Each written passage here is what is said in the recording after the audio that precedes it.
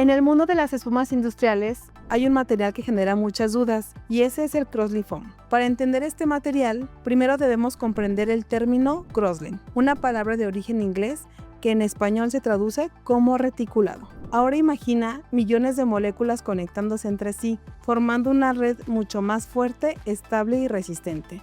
Ese entrelazado molecular es exactamente lo que da origen al Crosslinked Foam, una espuma de celda cerrada, con textura suave y uniforme, y una absorción mínima de líquidos. Entonces el crosslink puede estar compuesto por diferentes variantes de polímeros como nuestra materia prima.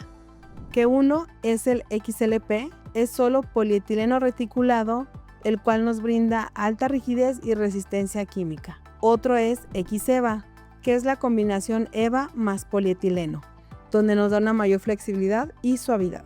¿Y qué ventajas te da todo esto en la práctica?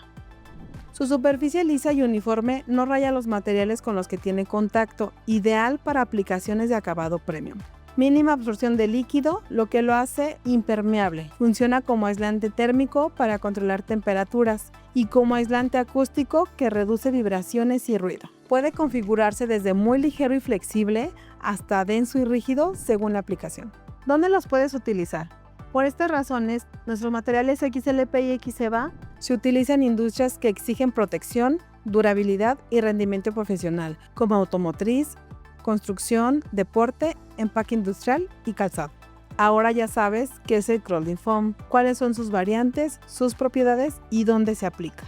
En EVA Colors fabricamos el material y también te explicamos dónde puedes usarlo.